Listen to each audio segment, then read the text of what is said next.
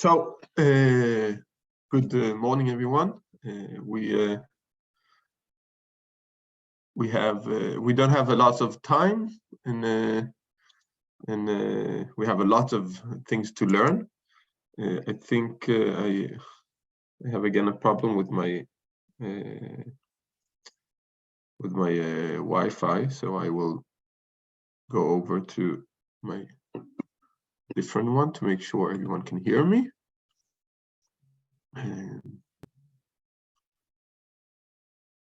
Just a second. Yeah, I hope this will be better. So we didn't finish last week, so we have even more things to go through. We started with all the rules of bishul, the rules of cooking and heating and deep things that are quite complicated, as we saw, and we need to finish them. So we'll start with that, with the question of the kli rishon, kli sheni, and all of these, and then we'll continue to this day's shiur. So we'll dive right into it.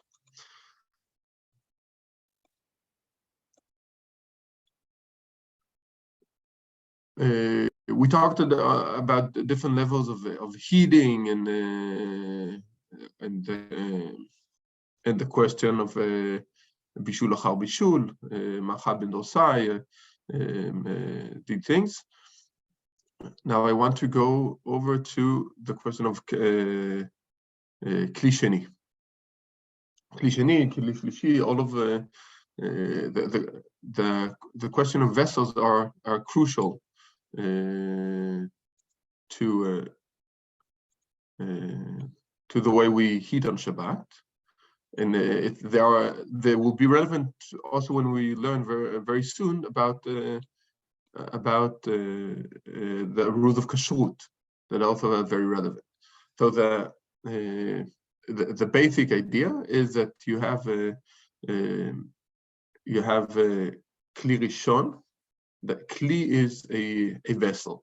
It can be the pot. It can be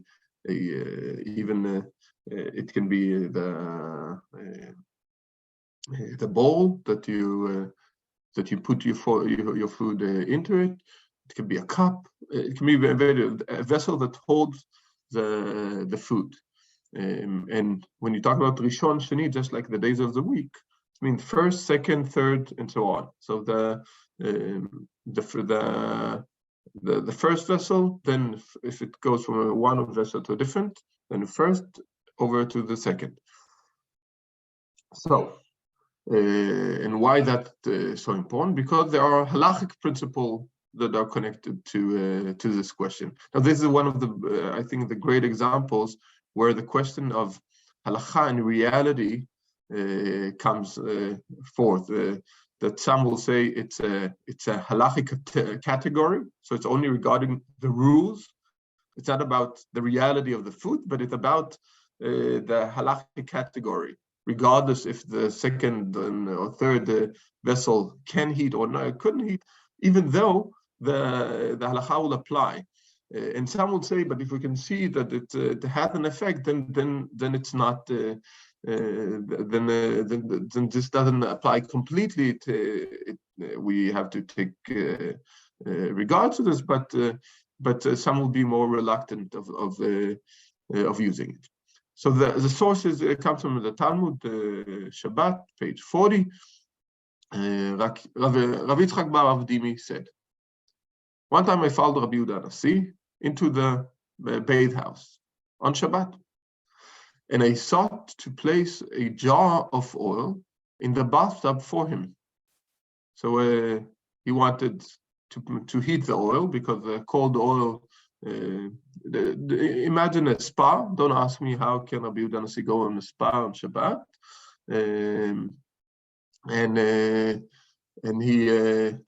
So he put a jar of oil in the bathtub to heat it up. For make it more to make it nice. And he said to me, take water from the bath in a secondary vessel and place the oil. So the idea is that you shouldn't put the oil directly in the bathtub. Take the water out in a vessel, and then put the oil in it. So this separates the. Well, we can call it, if we call the word that we let's read the whole thing. Learn from this. So what do we learn from this? We learn 3 halachot. Learn from it that oil is subject to the prohibition of cooking. But also here you talk about cooking, even though it's not for the sake of eating. And learn from it that a secondary vessel does not cook. That we don't consider heating from the second vessel as cooking, as we should. And learn from it that with regard to the oil, that warming it is tantamount to cooking it. So there's a difference between warming and cooking. So the principle that is crucial here, the reason I brought it, is the secondary vessel. You can see a principle that says a second vessel does not cook. So regardless, whatever you do in the second vessel, it can't cook something in it. Later, the rabbi will find places where a second vessel can cook. So, but it won't be considered as cooking from midoraita, so it will be regardless. It will be considered less forbidden. But the principle that is crucial is the second vessel does not cook. Kli sheni eno mevashel, which has lots of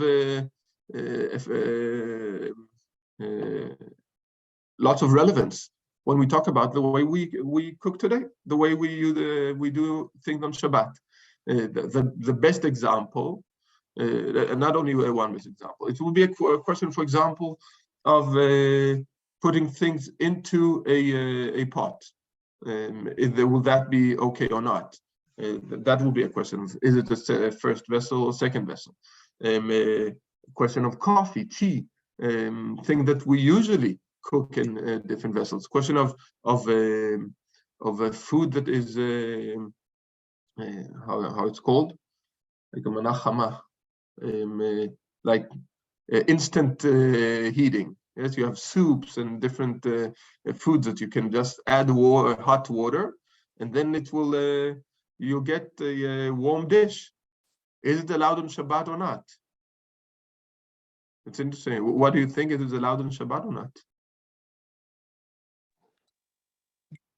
Can you use instant pasta with sauce on Shabbat? Not the one in the shops in Scandinavia. They're not kosher, but let's say you bought a kosher one from Israel.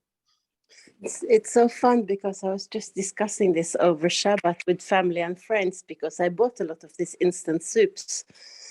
And I think that it should be allowed, because if you're using a second vessel like you're talking about, but at the same time, it doesn't feel right. So even though I could defend it like intellectually, I couldn't defend it emotionally. So I think it's not allowed for Shabbat, unfortunately. Okay, yeah, Rebecca? To me, it feels kind of like cooking, even though you're not really cooking, but you're making something. It changes kind of form. You know, it was a powder shape. Now it's something that you can eat because you put hot water in it.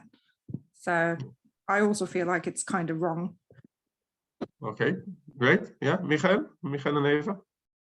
I think it's a law, because if you use kli sheni, it should be the same like instant coffee, no? And I know that coffee is a law from kli sheni. I would say even coffee has a problem, actually. Actually, coffee has even a bigger problem. Coffee is more complicated. This you wouldn't expect. Coffee is more complicated than this kind of instant food. And the reason is also connected to what we wrote in the what we brought before that you didn't remember for last week. So I'm very sad saying ein bishul achar bishul, that there's no cooking after cooking. So if something already was cooked, then it's not considered cooking when you do it again. So when you connect these two, both in Kli Sheni and bishul achar bishul, because all these instant foods are already cooked, they are ready made. They were just dried and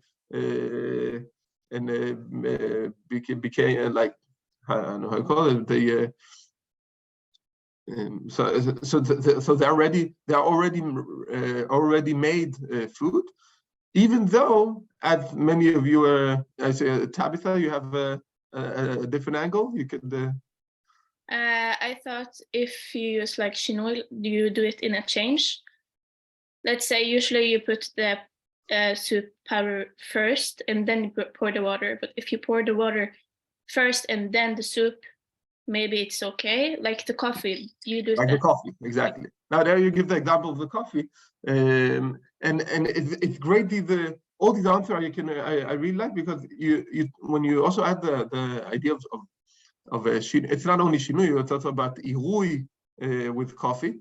There are different angles, but what you add when shinui, you suddenly start talking like a Jewish discussion. If we add this reason and add this reason and like with different aspects, then it will be allowed. Like you need a few reasons. A simple one of them will be maybe, but when you add another reasoning, then that will be that will be fine. It's the classical way of a Jewish discussion. I want to continue exactly to this practice, because the question comes even more in coffee and even more in tea, because these are not cooked before. Exactly, because in the instant they are cooked before, but with coffee might be, because coffee is roasted many times. So the coffee beans that you make with instant coffee is roasted, but tea is not. You have dried leaves in the tea, so the tea is actually sometimes more complicated. And what people used to talk about with tea and coffee is that, but we can see that the water changes. We can see that the taste, everything, there's no difference of putting it in the first vessel, the second and third vessel. And then there came discussions exactly about that. We don't need to solve the problem. What's important today will be to come to the bottom line and to understand what is the way we do it now is where is it coming from? What the principles that are used to come to the conclusion. We can't go through, because every one of the things we mentioned today are things that you can do a shiur about, like many shiurim about. And we do it short. Let's come to the bottom line of the kli. So one who wishes to prepare tea using a tea bag must do so in a kli shlishi. Because kli sheni, there are some things in I'll read the whole thing, and then instead of explaining, this means that he must first pour the hot water into a cup, which becomes the kli sheni. Then from this cup, he must pour the water into another cup, which becomes the kli shlishi. He may then place a tea bag in the water. At first glance, it would seem that one should be allowed to do this even in a kli sheni, just like we read, right? The Talmud said directly, kli sheni is not cooking. So how come it's not enough in a kli sheni? Since the rule is that a kli sheni cannot cook. However, as we established, even a kli sheni can cook kalei habishul. There is a place in the Talmud discussion, in these discussions, the things that are lightly cooked. And the Talmud specifically mentions a few kinds of fish that are lightly cooked, that are only supposed to get a very short heat of heat, and so lightly cooked is not allowed. And some are concerned that the tea leaves fall into this category of kalei habishul. It's easy cooked. Additionally, others believe that there's a rabbinic prohibition on placing uncooked food into a kli sheni because it resembles cooking. Therefore, one who wishes to prepare tea must do so in a kli shlishi. This is according the way, maybe as Tabitha talked about changing the way, the shinui. This is the way cooking is usually made. So if you change that way, this will change it. Some are even more stringent.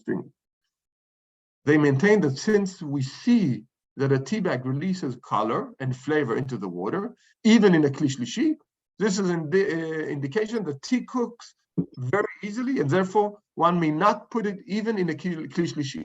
So this is the most stringent opinion. Chazon Ish, one of the most important poskim of the latest generations. However, according to the majority of poskim, the rule that is a kli shlishi does not cook is absolute, and one may always put uncooked food in a kli shlishi. Additionally, just because a tea bag releases color and taste in a kli shlishi does not prove that it has been cooked.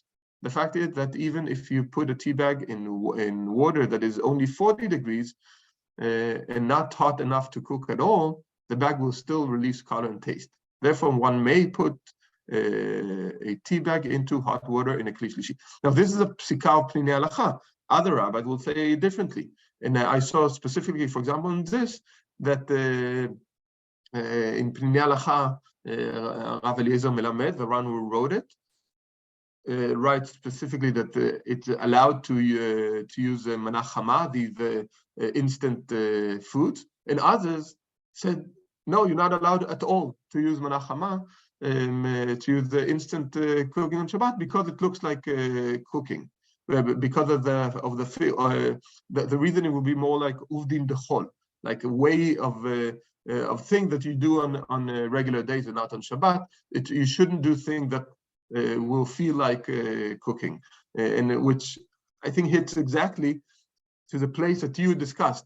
The first comment is that something feels wrong. Like I can argue why it's all allowed, but the bottom line is I'm cooking my dish on Shabbat, and I feel like I'm cooking from scratch. So it's something is so wrong, and that might fall under that category of maybe uvdi dechol, of doing things as you do in regular days. So and then now I want to come to the last thing about heating food, which is very relevant and happens in all the time. The question of megis.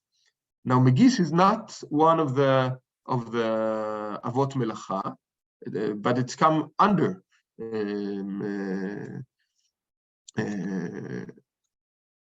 the category of cooking. Megis is putting a spoon or taking a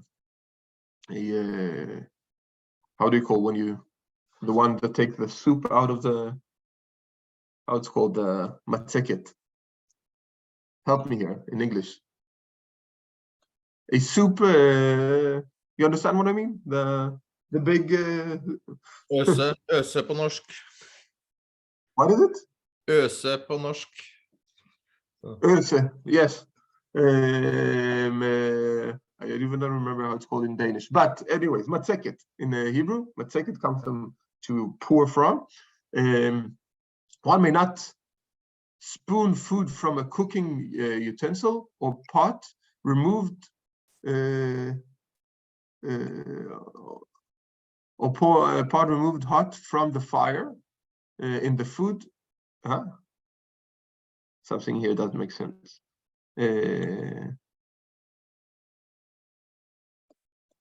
Yeah, I think it should be utensil or pot. I think it's yeah. One will not spoon food from a cooking. Spoon is taking, like, put the spoon in the pot, in the utensil. Removed removed from the fire if the food is not fully cooked, because it is steering. Steering is megis.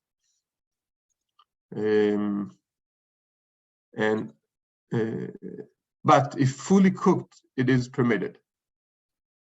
However, wool in a dying tube, also hot, even if the wool is already dyed, is forbidden to steer. The question of so the question is steering. Rama, initially, one should be careful not to spoon food even from a pot of food in all circumstances. Okay, so Rama comes here, and sometimes we can see in the question of cooking, Shulchan Aruch is more reluctant, sometimes it's Rama. So the question, can we pour soup directly from the pot that stands on the platter? According to Sfardi, you're allowed because it's fully cooked, when it's fully cooked, and according to Rama, we shouldn't. So the Ashkenazi tradition is that you don't do it. You don't put, it's important, very relevant. How do you pour soup in? You have to take the pot off the platter, because the idea that when you steer it, when you blend it, you are affecting the cooking, and it's stand on the fire. And there are some questions. One question will be, is the platter considered standing on the fire or not? Because there's a distinguish. Some will say you have to put on the platter something to distinguish, and even then take it aside. In general, I will say that the Ashkenazi ruling is you don't do it. You just you take it off and only then do it. Ashkenazi allows, and we are all Ashkenazi because we are in Scandinavia. Yes, Michael. I was listening to one rabbi on YouTube. He's very known. You should be always very careful doing such things. Yes, but he's a very well known. But he said that it's a law, but you have to be careful that when you take the food from the pot and put it on the plate, when you put back the adel, it should be clean, so it's not the rest of food that you put back to the pot that is on the platter, because then it's when you take it out, it's become cold, and when you put it back with the rest of the food, it's like cooking. First of all, that is almost impossible, right? Like if you pour soup and then not having any. It sounds more complicated to wipe the spoon to wipe it before you put it back than just taking the pot off. But it is relevant regarding the question of putting things in. Well, what do you say? There are discussions about putting. There are some people who would say you're not allowed to put shkedei marak, croutons, soup nuts, and these things in soup, because then it's the soup cooks. But then there comes the question: is it considered a second vessel? Maybe it's considered third vessel if you took it if you didn't pour it. I don't know how many of you poured the soup directly from the pot to the soup, but maybe that using this spoon is considered already a klishani, and then the bowl can be considered klishlishi, the third vessel, and then it completely can't cook to anyone. But I would say Ashkenazi, the rabbi you heard is probably Sfardi regarding you doing it on the platter. Because Ashkenazi, everyone says that you take it off. He probably Sfardi, the one you heard. Romina? The example. No, you can. Sorry. Yeah, can you hear me? Yes, of course.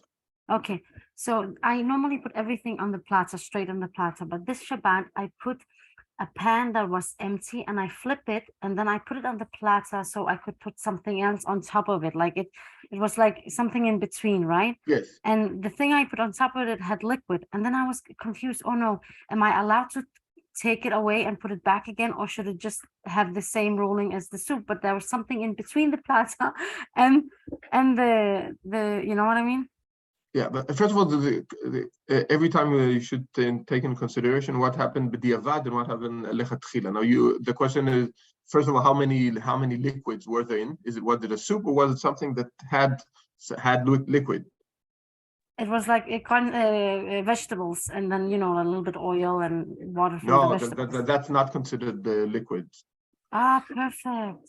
Yeah, if you Because have they turned out very disgusting. So yeah, now the I know. amount, yeah.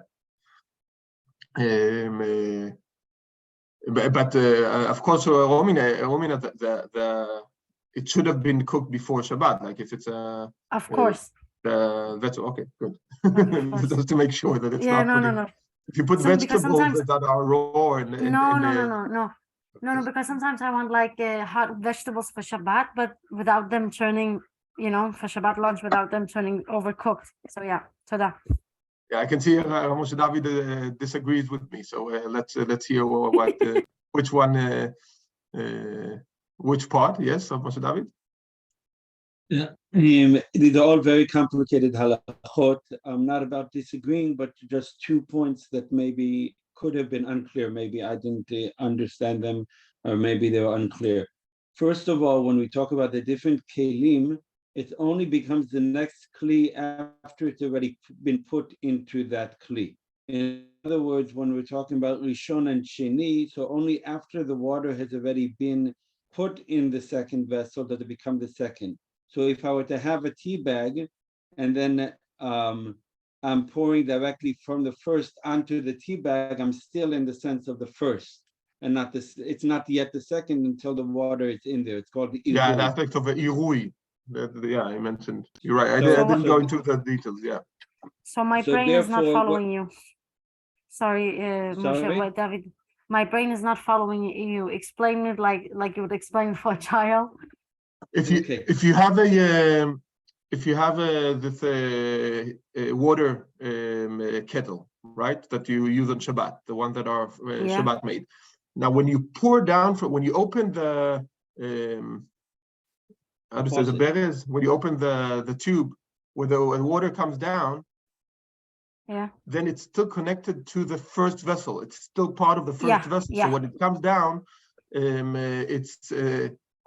it's still considered the part of the kli rishon in a way, Yeah. and that's why you can't put it directly on the tea. Exactly. This is what you meant. Yes, so Moshe David, continue. So therefore, only once the water is in the cup, then we're calling it the kli rishon. The same would be about the second cup. So now we're pouring from that one into another cup. So if my tea bag is there and I'm pouring the water directly on the tea bag, I should put the tea bag after the water is in, Yes. because otherwise it's as if I've already, I'm still back in the previous kli rather than the next kli. Does that make sense? Yeah, Mhm. it does. So adding the tea bag afterwards and not before, just to make sure that the water is there, and then I add the tea bag. That was one note that I had. Yes. Yeah. Second note about, yes, sure. Me? Okay. No, continue. Okay. Moshe David. Continue. Yeah. The second point is that regarding the plata, what happens if I want a soup to be warm and I want to have it in the winter in the morning? So on the one hand, I can't serve directly off the plata. As Rav Jair said, at least Ashkenazim cannot serve directly off the plata. On the other hand, if I take it off the plata and I have it on the table, then I can't put it back on the plata, because then if it's liquid, I'm not allowed to put liquids on the plata on Shabbat. So the solution would be, if I made a big soup, I want to have chicken soup in the morning, I should keep it basically in my, keep it in holding onto the soup pot while I serve from it, which shows that I'm actually in my mind wanting to put it back on the plate and reminding myself to do so.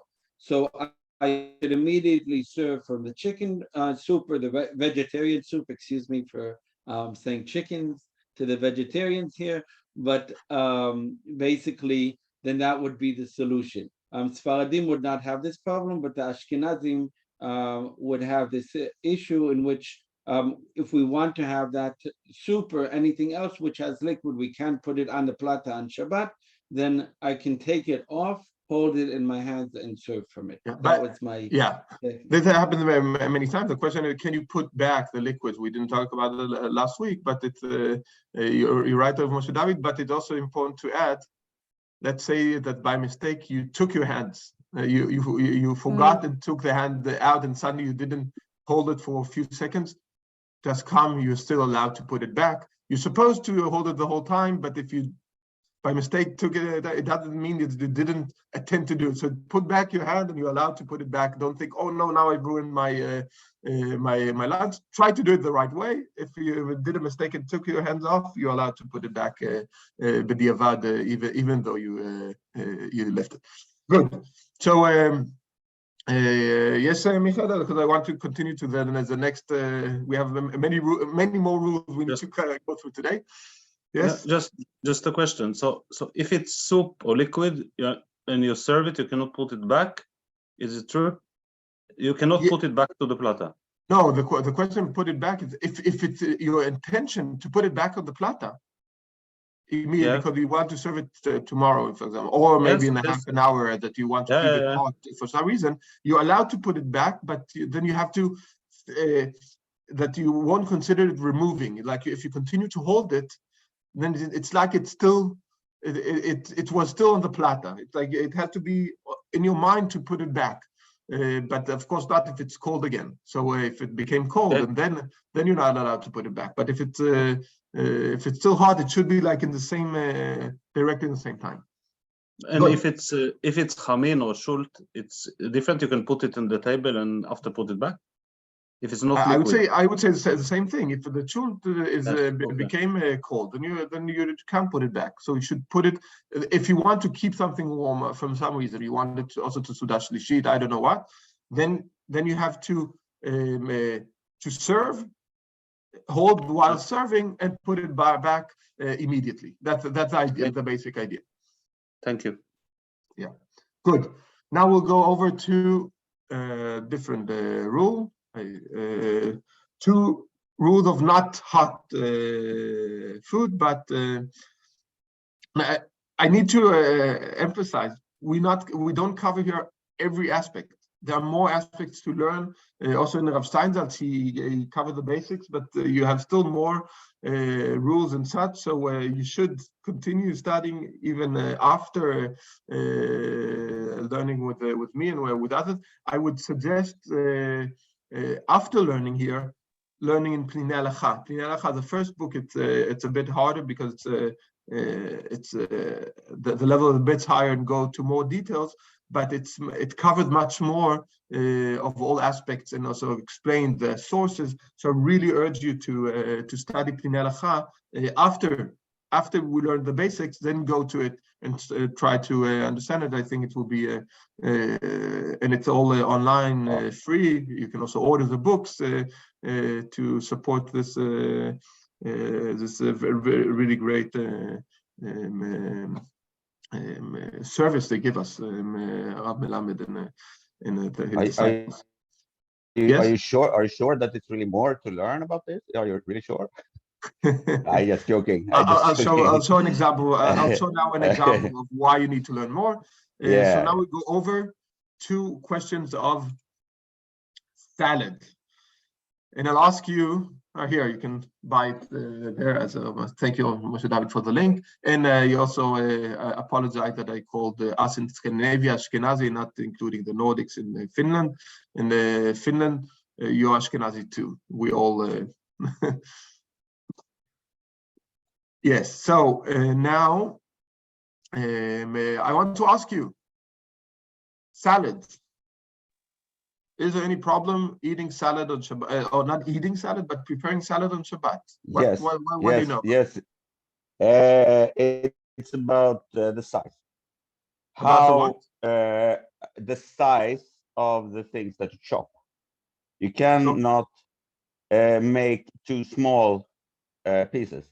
Then it's preparing, but if you make bigger pieces, it's okay. Okay, so the thing that I want to remind you that when we talk about preparing food, it's not only the question of bishul.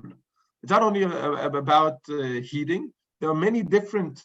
We all remember the Lametet Avot Melacha, the 40 minus 1, 39 Avot Melacha. But these Avot Melacha has different angles, even things we wouldn't think that has something to do with preparing food in the kitchen, but it has. And we have to remember in different aspects what are the relevant rulings and the problem that we face preparing the food. So when we come to for example, salad is the classical thing, but not only there are the two rules that are many rules apply, but one rule has the rule of tochen, of how it's called it, litchon, grinding. Yes, thank you. Sorry for my poor English. Every Sunday I feel how bad my English is when I think of words that I never use in a regular and every day. So we have question of grinding. Another question that is very relevant and comes all the time when we're eating is the question of borer. Of here, help me again. Selecting, maybe? Picking up. Maybe selecting. Dividing. Borer is when you have many things and you pick only the things you want or you don't want, like you put aside. So it's sort out. Yes, this is the principle of borer, and these rulings have many consequences to the way we eat. So let's go and see immediately what is it based on, and we start from the Gemara. Now this will be hardcore studying. Hardcore, really, it's but I think it's a beautiful way to see how halacha works, and so I insist on trying this. Is there anyone who wants to read? Who's brave enough? If not, I'll pick you. So you don't want me to pick one. I can read. Great, thank you. The sages taught in Baraita with regard to the laws of selecting. If there were several types of food before him and he wants to remove one or more from the mixture, one selects and eats, selects and puts aside, and one may not select, and if one did select, he is liable to bring a sin offering. The Gemara asks. Yeah, so we start from the Baraita. Baraita is a source from the Mishnah time. This is the word Baraita. You can see it here. It's crucial because when it comes to Mishnah time, it means it has a higher level of authority. It's comes from before the Gemara, and the Gemara is obligated to the Baraita. And they start with a weird, quite a weird Baraita that the Talmud tried to understand. The Gemara tried to understand. It says that you can select, and you may not select, and if you did select, you are liable of a sin offering. In general, we say it says in the Talmud all the time, or in the Mishnah, chayav or patur, it means you're supposed to bring a sin offer because you committed a sin. That's the idea. And when the temple exists, when you made a sin, then you had to bring a sin offer to the temple. Yes. The Gemara asked, what is the Baraita say? The end of this Baraita contradicts the beginning. Yeah, you should remember, as I said, that these things are that are not in bold is not originally from the text. That's the explanation. The original is only the one that we bold. The explanation comes from the Rav Steiner, the same one who wrote the books of the books that we read. Yes. Ullah said, it is saying as follows: one selects and eats if he is doing so for the purpose of that day, Shabbat, and he selects and puts aside food for the purpose of that day, and one may not select for the purpose of the next day. And if one did select for the next day, he is liable to bring a sin offering. Rav Yeah. Hishta, No, okay. Stop here. Thank you. I'll go to the bottom line. So Ula here come with an explanation. Said, how come the Baraita contradicts itself? It's because of the difference between selecting for today, for now, for Shabbat, and for selecting for a different day. So if you're doing selection, for example, you are going into your room and tidy up your closet, it's clear that you don't do it for like selecting which clothes you want to give for charity and which clothes you want to keep. This is not selecting for today, for Shabbat. This is selecting for after Shabbat. And this is the melacha of selecting, of borer. But if you select something that you will immediately use for Shabbat, then it's allowed. Eva? Is there a difference in selecting, like obviously when you have a cluster of tomatoes and you are selecting the bad ones and you are removing it from the cluster, that's prohibited. But is there a difference between this kind of action and removing the first leaves from the salad? Like I never use them. So, but like that's just a habitual thing. But great. We will see it in the text. Okay. We will come to that. So if I didn't answer that, then I'll come back to it. Okay, because salad is specifically mentioned in the Rema, in the Shulchan Aruch. So I'll come to that. And the basics starts with here. So the first thing, Ula comes and says that selecting for today is allowed, selecting for tomorrow is not allowed. This is one aspect. Then comes so Rav Chisda goes against, and then comes with his own explanation. Eva, do you want to, now you talk, so you can also continue with reading. Rav Hishda strongly objects to this explanation. And is it permitted to bake for that day? And is it permitted to cook for that day? Yeah, he comes with a great question. He says, what are you talking about? If it's a melacha, if it's a work, how come that it will be allowed this day if it's for today and not for tomorrow? If it's allowed to bake for Shabbat and not bake for, if it's for a regular day, of course it's not allowed to bake. So how can you say it's allowed to sort? So and then comes a different reasoning that Rav Chisda comes with. So here, I'll continue here. Yes. I will continue because I want to jump over the word that you don't need. So rather, Rav Chisda said, one selects and eats less than the measure of a dried fig bulk. One selects and puts aside less than that measure. And one may not select the measure of a dried fig bulk.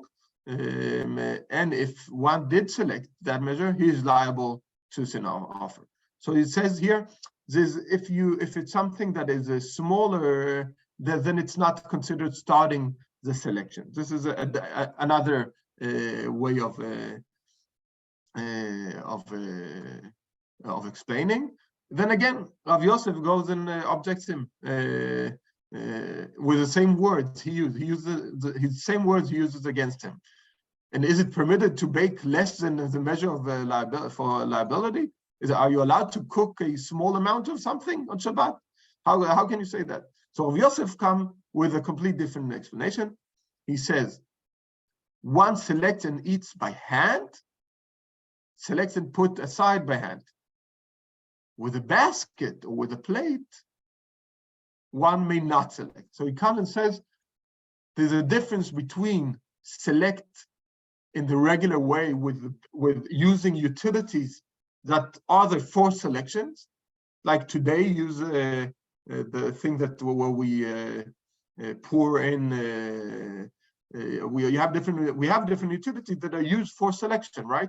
When we cook pasta, we pour it out that the water will come out and only the pasta will stay, right? Like we have utilities that are only for that. So Rav Yosef comes and says, no, this is my explanation.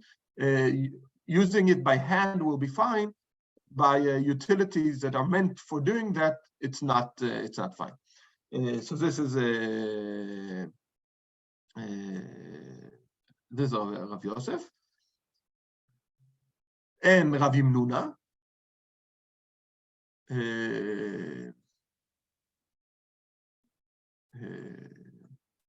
Rav Himnuna comes with what Eva said before.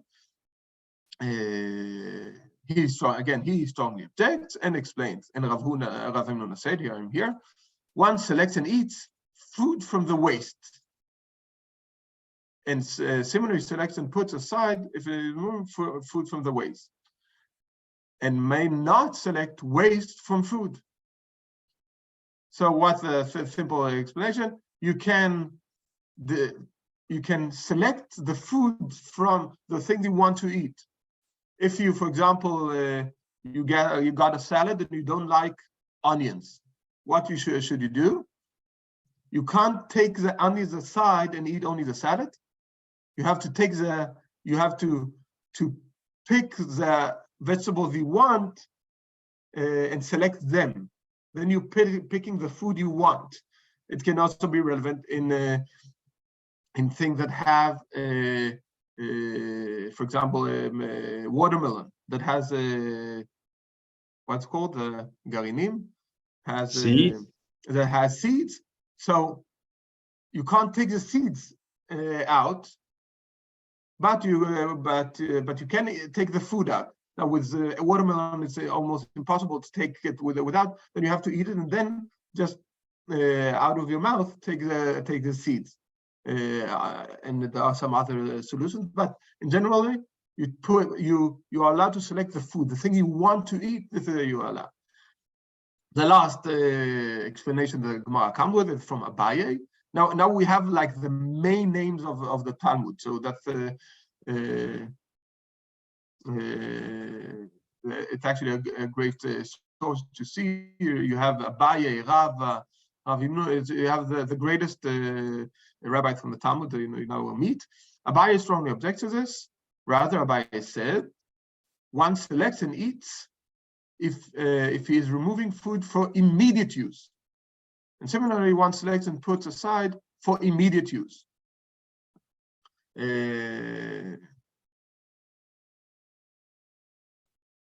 So he said when it's something that you're going to eat immediately, not something that you're preparing for the next meal, or even if it's for the same day, but if it's like directly for eating, then it will be fine. Okay, so if it's something that you're going to eat now immediately, then it will be fine to do it. And that's why, for example, people would say that maybe when you take something for a baby to eat, and you have to select things, then you're allowed to put aside things that are away. So there are different opinions, but anyway, most of the poskim take all of these opinions. This mainly for immediate use, not for, and it has to be for Shabbat, immediate use, and without using vessels that are meant to select. So you're using by hands or different ways. Okay, the Shulchan Aruch continues, and one who sorts food from refuse, or if there were two food types placed in front of him, and he sorts one from the other with the aid of a sifter or a strainer, he is chayav. He has, with a cone or dish, he is patur. If he uses things that are not regularly used for, then he is not liable. But it is forbidden to do so. But if he sorts it with his hand in order to eat it immediately, it is permitted. So he adds the two. He said you're not allowed to do it without with the vessels that are not meant to it. But you're not liable. It's not Isur Deoraita, it's Isur Derabanan. Okay, it's Doraita from the Torah. Is doing it with the vessels that it's meant for it. Using a different vessel that is not regularly used for selection, then it's forbidden. But you're not chayav. You don't. But it's still forbidden. But if you do it in order to eat immediately, then it's allowed. So he adds the different opinions to say if it's both of them, then it's allowed. Rema, whatever one separates for a meal, he is immediately about to eat, is called for immediate use. So even if you prepare the meal, it's not immediate. There's a question, why does immediate use? So Rema comes and says, you remember Rema is Ashkenazi posek. Rema says, even if you prepare for your meal that will come right very soon, then it's considered immediately. So preparing, for example, when you cut a salad and there are pieces you don't use, even though you won't eat a salad immediately, but you serve it to the dinner that you are just about to serve, this is considered immediately. It's part of the immediate aspect. And you can see he quotes many. Even when others are eating with him, so it is permitted. Even if he prepares the salad not only to himself but also for others. So immediate is broader than just a question of eating it directly, sorting and eating. Therefore, it is permitted to separate the leaves of a vegetable called lettuce, Eva, from the moldy ones that one requires for the upcoming meal. Okay, so Rema says explicit. He says what you asked about the salad. He said you're allowed to pick the good leaves out of the salad, of the lettuce, and for the upcoming meal. Technically, including peeling an onion, right? What? That is, if you are peeling an onion, that's also a selection, and if it's for immediate use, it's fine. Yeah. Now comes a different aspect. When you come, for example, peeling, you're allowed to peel an onion you're allowed to peel an orange. You're allowed to all these fruits because this is the way they're eaten. It's not because you're not selecting. This is the way they are the way of their how. So it's not that banana and orange and clementines and onions are not allowed on Shabbat because you have to come through because opening it, first of all, you go to the food, you sort the food, you don't sort out you sort the food, you try to reach the core, right? So you do sort the food, but it's the way of their eating, and that's allowed. Yes, Michael? If it's before chopping, you want to chop the salad. If you first select it and chop it and put it on the table, for example, 1 hour before, half an hour before, it's also immediately eating? Yes. Yes, this is exactly what the Rama says. Now, here I have a great example of differences of opinion, and that's why I want to bring this. Now, in the book you all studied, The Conscious Guide to Halacha, you can see he brings the example of meat. And see what he says here. One of the prohibited labors on Shabbat is borel, the separation of waste materials from items that one wants. Even during a meal, one must be careful not to pick out waste or unusable materials from food. For example, if there's meat on a bone, it is prohibited to remove the bone from the meat. Instead, the diner has two options. He may remove the meat from the bones, or he may put a piece of meat into his mouth with the bones and then remove the bones from his mouth. Okay? Now, if you read only this, you will all come home and say, okay, that's it means that you can't, the very specific way to eat the bone regarding fish is even more relevant because they have much more bones and such and meat. But also with chicken, how you have to cut the food out of the chicken and so on. Now, if I take the other book that I use a lot, Pnina Halacha, he writes on the rules of Shabbat, he brings the same example. And see, they talk about the same practical aspect. Both of them are Ashkenazi. And he comes and says, when eating fish with bones, one may remove the bones in the course of eating. In other words, one may begin eating the fish, and when he gets to the bones that are in his way, he may remove them with his hand or a fork and continue eating. The same applies to eating meat with bones. And even more, for a small child, one may remove the bones from fish or meat before the child starts to eat, as this is the normal way of feeding children.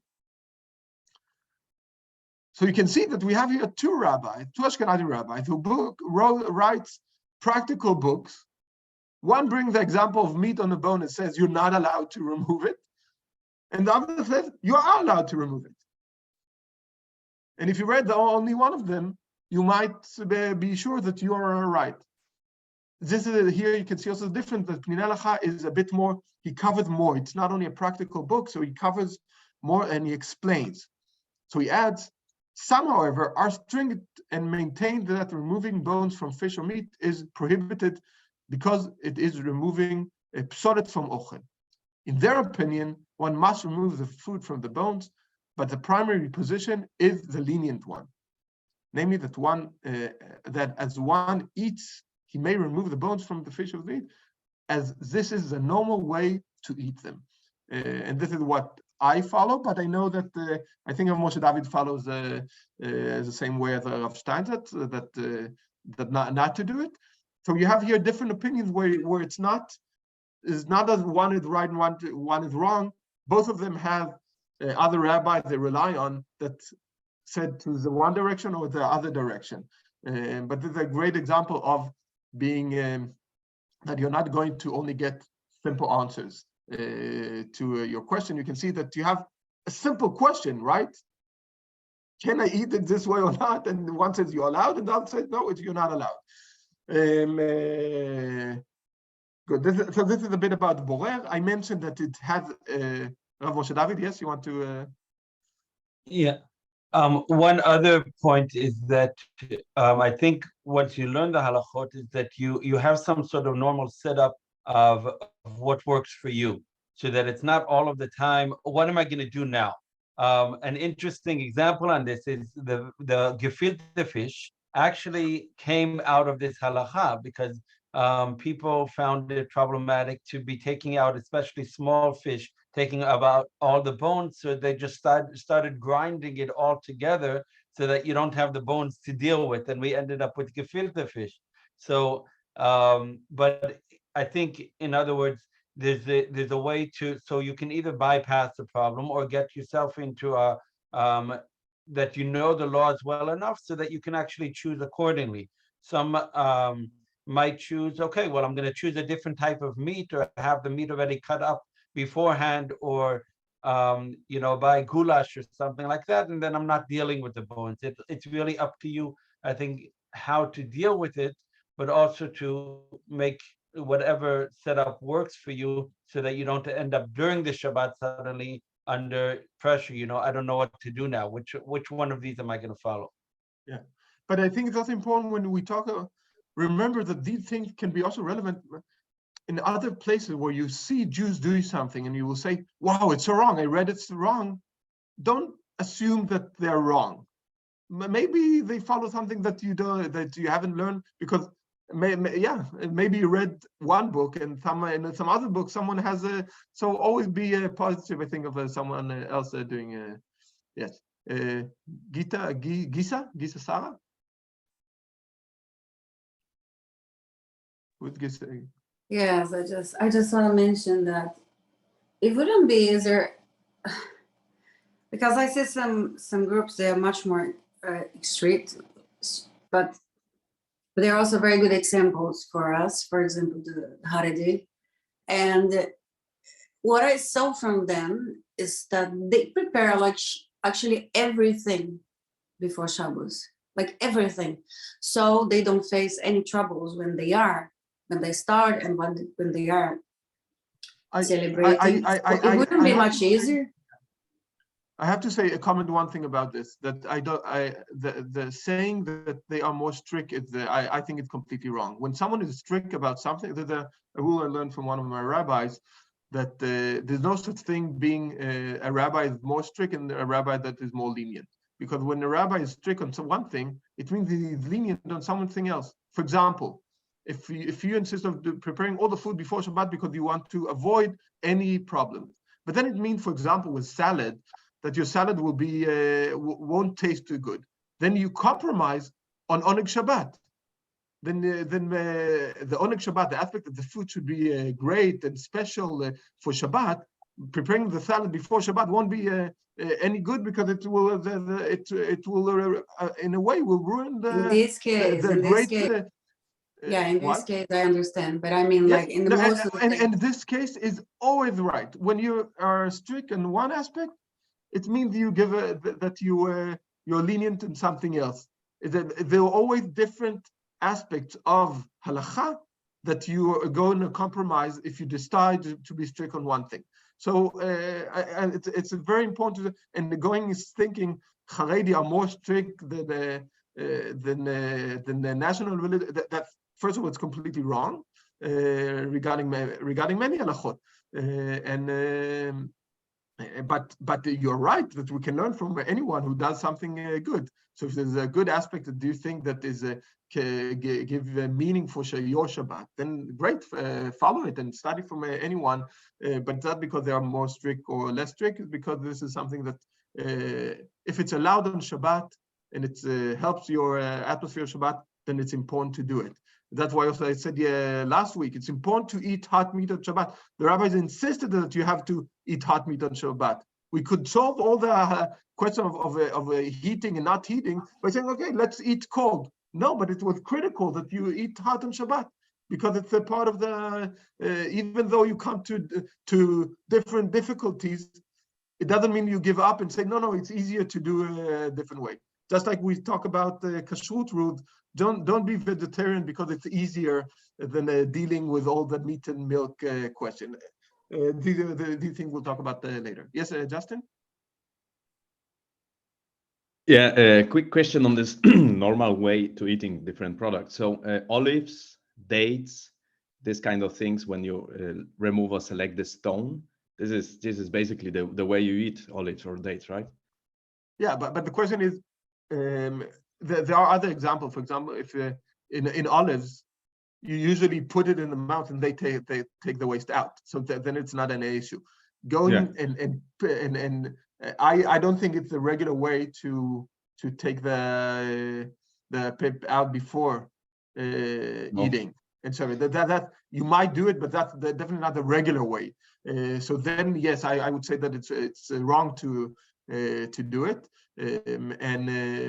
And some say that, and also another aspect that you have there is if you take some food out together with if you take part of the fruit together with the waste. So for example, if you take the I don't know, you want to eat the peach and take out and you want to eat it, there are people you can if you take it out and some of the food is connected to the stone, then it's allowed, because this is another reasoning to allow. Or a great question that came along is, what do you do if a bug came into your soup? Are you allowed to take it out? Yeah. And then the direction that most of the people go to is that when you take it out with a spoon together with some of the soup and throwing it away, then it's fine, because you don't take it out of the soup, you take it with the soup. Then that will be allowed to do it. Okay. Yes. Rav Yair, we're supposed to finish. Yes. Yes. Just because we get the complaint sometimes that this shiur is so practical, which it is, I think there's a huge spiritual meaning in the halachot that we're talking about now, and the fact that that Shabbat is a day of Yom Shekulo Tov, a day which is a day of goodness, in which we should see it as only a day of which is completely good. And in that sense, we don't share bad news on Shabbat. We shouldn't. That's the great thing that of not having, the radio to listen to on Shabbat. I think that also applies to the food and the fact that you're taking. If we were to teach ourselves basically in life to approach life in that way, in which we're taking the good out and saying what is the good that I want rather than what is the bad that I don't want. And then even if there's bad that I don't want, I still put some of the good with it. I think there's a lot to learn in that sense from this teaching of Borer on Shabbat, which we can apply to our life, but especially on Shabbat, because it's even in the food, it's even in the lettuce, as we saw, it's even in the, in the meat that I'm eating, that I be attentive to the fact that I am being selective in life, and how I'm being selective about what is very important, because it's a tuning or a tuning to the soul, which is what Shabbat is all about. Great. Next next week. Thank you, Moshe David. It's a good reminder about the yes, we go deep into the halacha. The next week I will follow up on the last aspect that I didn't talk about today, the tochen, the grinder, with the salad that we talked about. We talked about borer, and the topic for next week. Now I need to open it. Do you remember, Moshe David? Next week, if you feel if you completed with all of the food, then we're on to work around the house and games Yes. and Exactly. So it's the next chapter in the book of Rav Steinsaltz, the Avodot HaBayit, the cleaning and clothes and all the plants and the things. So so read the next chapter, and